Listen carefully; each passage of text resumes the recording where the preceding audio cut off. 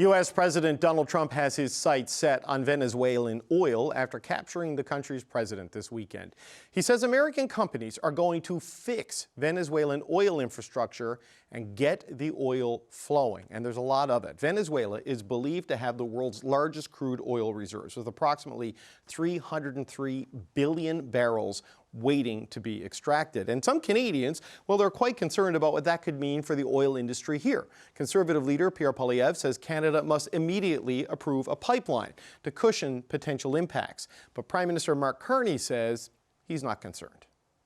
Canadian oil will be competitive because it is low risk, clearly low risk, low cost, the marginal costs. There's been huge progress in getting down the costs. And low carbon, which is what the Pathways project, carbon capture, will bring. And that makes Canadian oil competitive for the medium and long term. David Goldwyn is the president of Goldwyn Global Strategies, an international energy advisory consultancy. He's also chairman of the Energy Advisory Group for the Atlantic Council's Global Energy Center. David Goldwyn, it's good to meet you. Thank you for being here today, sir. Thank you for having me on. Venezuela believed to have the world's largest crude oil reserves, but it's producing less than 1% of the world's crude oil supply. I mean, what does that tell us about the state of the industry there and its capacity to expand? Well, Venezuela's production is a shadow of what it once was. It once produced, I think, about 3.5 million barrels a day, and a combination of incredibly bad management, a lack of reinvestment, and misconduct by the government itself, which led to U.S. sanctions, which have prohibited U.S. companies from investing more in the sector, and which have restricted exports to other countries, have all led to this massive decline in Venezuelan production. And there's a long way to go for it to come back to reach those former levels. So when we say a long way to go, I mean, what are we talking here? Like 5 years, 10 years, 15 years? Because it's not a stable country, it's not a secure country, and the infrastructure is pretty decrepit, as I understand it. Well, in a perfect world, to get from 1 million barrels a day, which is what they produce more or less right now, and they export about 500,000 barrels a day, to get to 2 million barrels a day, or even 2.5 million barrels a day, you're probably talking 3 to 5 years and something like $150 billion, sort of $10 billion a year. But there are a lot more severe obstacles to that. For anyone to reinvest, first, U.S. sanctions would have to be lifted, which prohibit most Western companies from investing or expanding their operations. But U.S. companies and European companies as well would want, first, a physically safe environment. And right now, it's really unclear who the government of the day will be 2 weeks from now, much less 2 years from now. So things are highly uncertain. You would want a competitive fiscal and legal environment. Now, Maria Corina Machado talked about having a radically different fiscal regime than the government has right now. Who knows what that will be? But under the existing system, 51% owned by PDVSA, which has no money to invest, no U.S. company is going to be interested in investing more. Chevron might rehabilitate its operations. Companies which are operating the sector now, Repsol, Morel and Prom, Eni, might rehabilitate their existing operations and might expand that a bit. But you're talking, maybe 300,000 barrels a day in a year. But you'll have to have a really reliable system, a competitive system, and a safe and predictable system in order for companies to reinvest. And we're nowhere near that right now. We're not hearing it from the U.S. government. We're not really hearing it from the Venezuelan government of the day, from Delcy Rodriguez. So until that happens, and it's going to take some time, no company is going to be interested in investing. And once that is in place, if it's passed by a Congress in Venezuela, which seems reliable, you're talking years. So how do we reconcile all of those obstacles with the optimism of President Trump that he says he expects the U.S. oil companies to get in there and start spending big and get the oil flowing? Well, I would call that goal aspirational at best, and I think he has heard. He has probably heard today, I believe, was a meeting with the U.S. oil companies.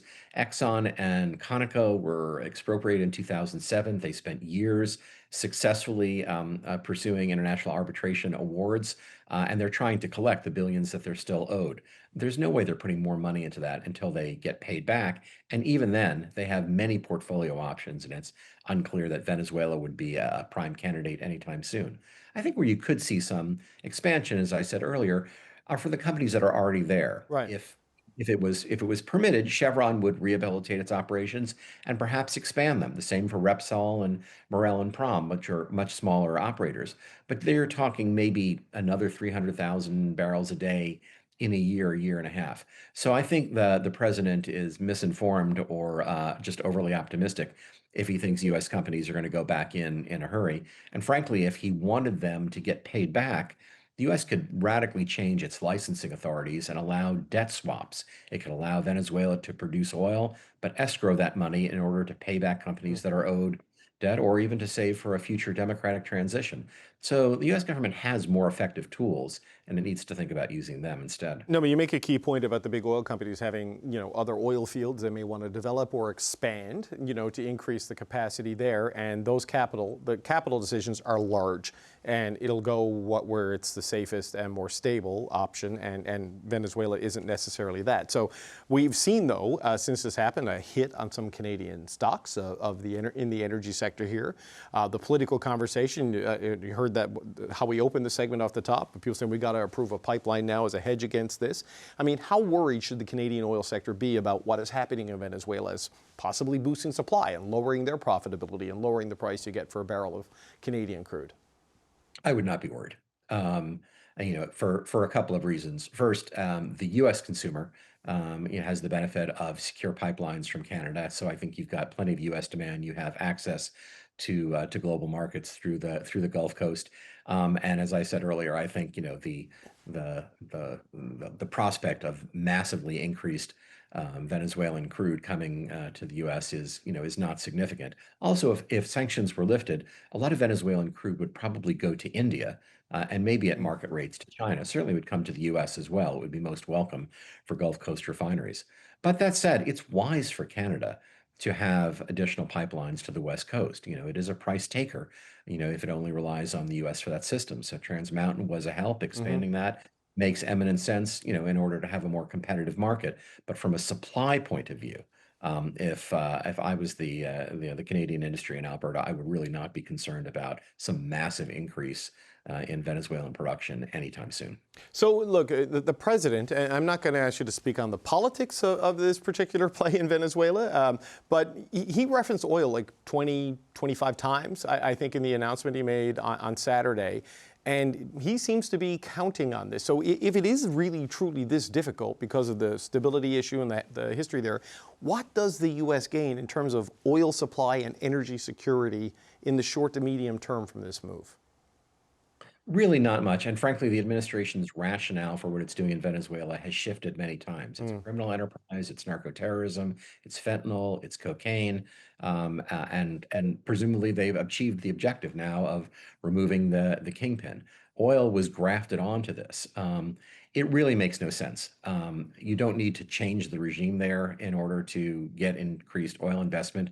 You'd need to change U.S. license, sanctions and licensing policy, and the system itself would have to change. So really, it's not clear what the U.S. is gaining at all.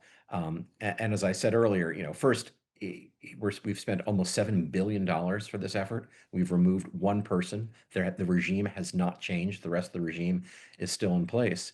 And the biggest restriction on Venezuelan exports right now is U.S. sanctions policy. So if the president wanted to increase oil exports from Venezuela, he could adjust that licensing policy to allow the oil on the water to be sold to the U.S., maybe with the money in escrow. He could allow exports to come to the U.S. so that we wouldn't be subsidizing the Chinese economy by giving them, a monopoly on Venezuelan crude with a $30 discount. So all of these tools are available, but yet the president is not using them. So I think this is rhetorical.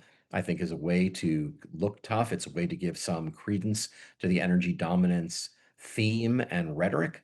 But really, this is just about exercising raw power, showing that the United States is tough.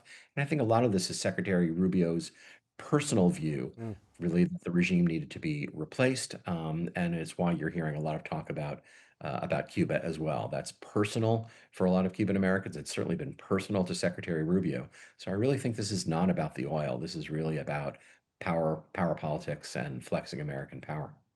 David Goldwyn, president of Goldwyn Global Strategies. It was really good to meet you. I appreciate your time today, sir. Thank you. Thanks for having me.